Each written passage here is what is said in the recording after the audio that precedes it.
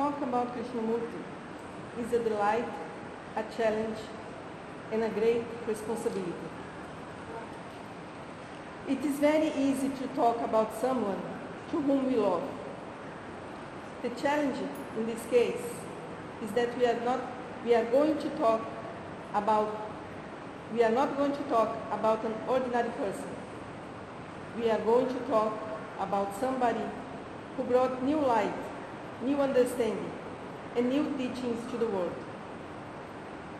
Radhaji said in a talk that she gave in 1994 for Adyar Lodge that Krishna Ji was a mystery. She said, I quote, "I think that no one who came into contact with him really knew him as he was. There were depths of him to which none seemed to touch. The strongest feeling I had with him was that inwardly he did not belong to this world. He was like a fish out of water in various situations." End of quote.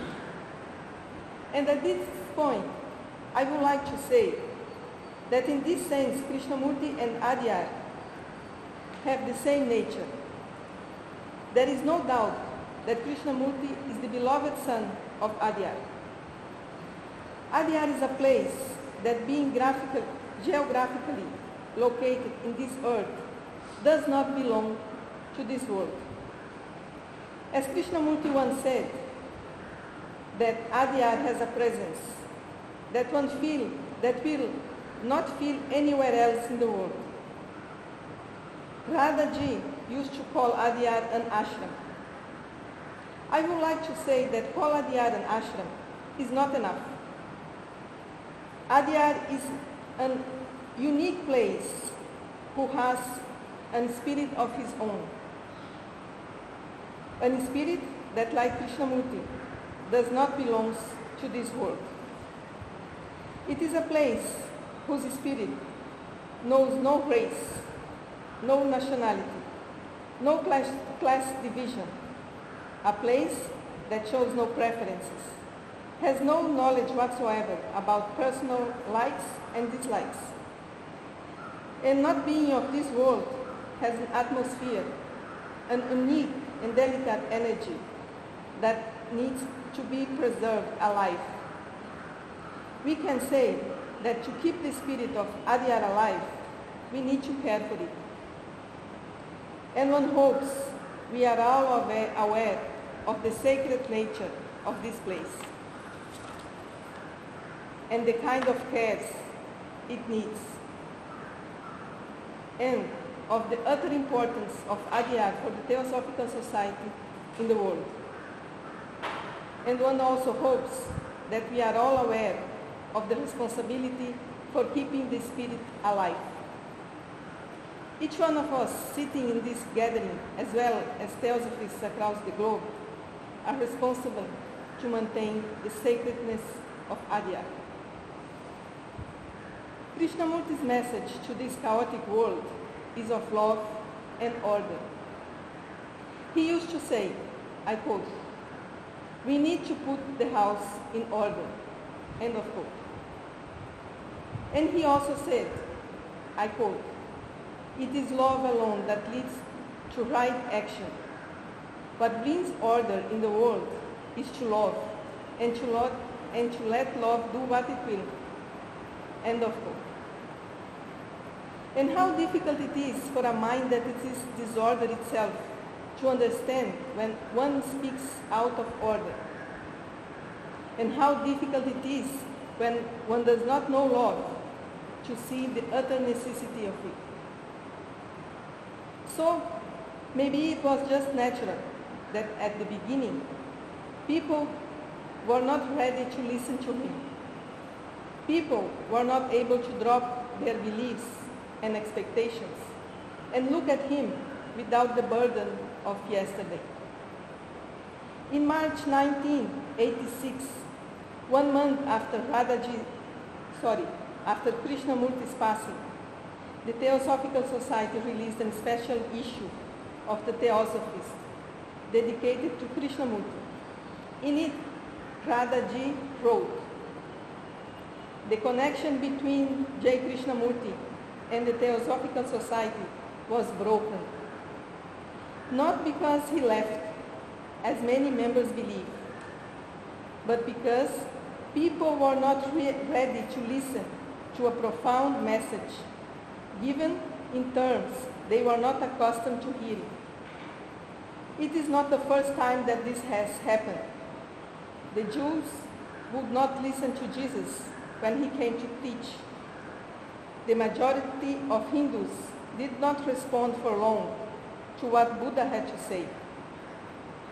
Most people like to revert to their accustomed thoughts, their habits, their convenient theories and ideas, even when they are shaken up. For radical change is both difficult and inconvenient.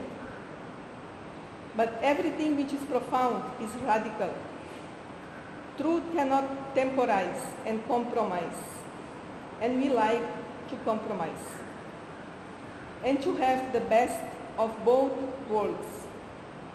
In the Mahatma letters, it is made very clear that one who is in earnest about the path must abandon all his accustomed modes of thinking and ways of action. So, members of the Theosophical Society should have been prepared to hear a new message. But when Krishnaji began to speak in a radical way, there were many who could not listen." End of quote. So the question is, today, after almost 90 years, how earnest are we? Even nowadays, there are people who think that Krishnamurti denied the masters. But in fact, what Krishnamurti did was something that the Theosophists were asked to do in 1900. And he did it in a beautiful, indefinite way. He stopped the cant of the masters. And again, there were many who could not listen to it.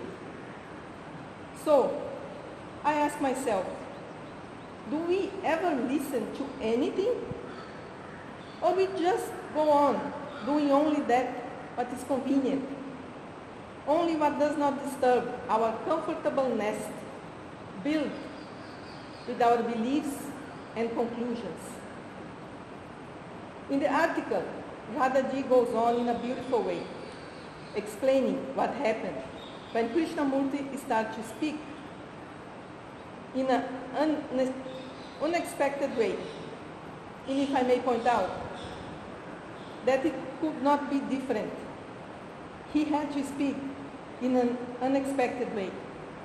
Because if he was going to come to talk about something already known, what will be the necessity for his coming? If I know what the teachings are and how they are going to be presented, then I am the teacher. There is no need for somebody else. But if I am expecting somebody to teach, it's because I myself don't know. That's why he was expected to bring something new, not known. This is both logical and obvious. And the Theosophical Society was waiting for new teachings. This means that the Theosophical teachings for the world were not complete with Blavatsky's work. And this is made very clear by Blavatsky herself when she wrote in the Key to Theosophy. Quote, "If the present attempt in the form of our society succeeds better than its predecessors have done, then it will be in existence as an organized, living, and healthy body when the time comes for the effort of the 20th century. The general condition of man's mind and hearts will have been improved and purified by the spread of his teachings. And as I have said, their prejudices and dogmatic illusions will have been, to some extent at least, removed. Not only so, but besides a large and accessible literature ready to men's hands, the next impulse will find a numerous and united body of people ready to welcome the new torch-bearer of truth. He will find the minds of men prepared for his message, a language ready for him in which to clothe the new truths he brings, an organization awaiting his arrival, which will remove the merely mechanical material obstacles and difficulties from his path. Think how much one to whom such an opportunity is given could accomplish. Measure it by comparison with what the Theosophical Society actually has achieved in the last 14 years, without any of these advantages and surrounded by hosts of hindrances which would not hamper the new leader. End of quote. Here Blavatsky made very clear that the Theosophical Society was to prepare the ground for the next torch-bearer of truth. Her work was to clean the house, man's mind, from prejudice and dogmatic illusions. She insisted so many times about the danger of crystallization. She hoped we could keep the society as a living body. If there is one thing that is certain, it is that we need to keep a learning mind, a mind that is open to the new at each moment, not a mind that knows. Because the moment one knows is the moment of crystallization. And since evolution is said to be eternal, we will never know the final. Because there seems to be no final knowledge. And about knowledge, Blavatsky said, I quote, "The man who says he knows, he does not know, because there is nothing to know." End of quote. And Krishnamurti also says the same thing in his talks. He says, "The man who says he knows distrusts him completely because he does not know." In the same special issue of the Theosophist on March 1986, there is a small quote of Annie Besant, which I would like to share with you. I quote, "When the great teaching is given, it will not be theosophy as we know it. It requires a growth of soul that in the beginning only scraps of it can be understood. What is needed in the world for the reconstruction is not LCC, Comasonry, etc., but something additional which he only can give. And the world will need something which the Lord will have to bring out from humanity, some new understanding." End of quote. There are no words to express what a great human being Annie Besant was. She was ready for the new. When Krishnamurti started to speak in an unusual way, she would sit at his feet during his talks and say, "I want to learn from you. You are my teacher." She was a woman in her 80s, and she would not sit on the chair reserved for her near him on the dais. She would sit at his feet. This alone shows enough, needs no comments. At the same time that we want the new, because deep inside us we know that we have to move forward. We are afraid to let go the old. And this is our conflict. Basically, we are afraid. But how to move from one place to another without leaving the previous place? This is impossible, of course. So to move, to live, and life is movement, we need to learn to let go. And to let go, we need to know what we are holding on. And this is all what Krishnamurti talks about. He shows us our way, and he points out that in order to move, we need to be light, drop all our burdens, to be nothing. We have to be nothing. Krishnamurti said that happy is the man who is nothing. And to be nothing is difficult to most people because we want to be famous. We want to be recognized by this monstrous world. Krishnamurti taught in a peculiar way. He never gave a direct answer. He would always help the person to find out for himself, to think it out. Basically, he was always concerned in teach us to walk alone, to be a light to ourselves, not to depend on anybody. To me, Blavatsky prepared the ground, talking about the other shore, bringing the map of the journey. And Krishnamurti came and led by his hand those willing to let go the shore and do the crossing. There is no meaning in keep endlessly reading the map. We need to do the crossing. But again, we are afraid. So Krishnamurti was right when in his dead bed, after realizing that no one has understood him, he said, "You don't know what you have missed."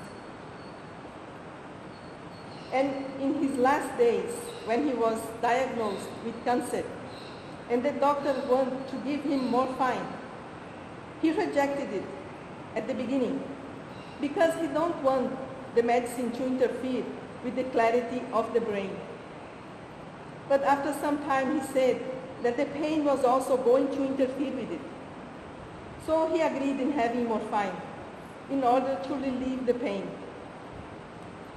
After 1 or 2 days, he told Professor Krishna, "Sir, the medicine has not interfered so much as I thought it would, because the world teacher is still here."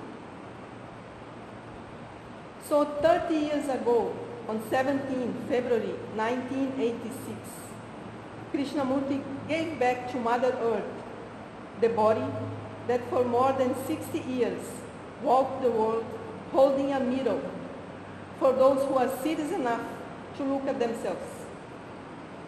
Today the body is gone, but the mirror is still here for those who are strong enough to face what the mirror reveals.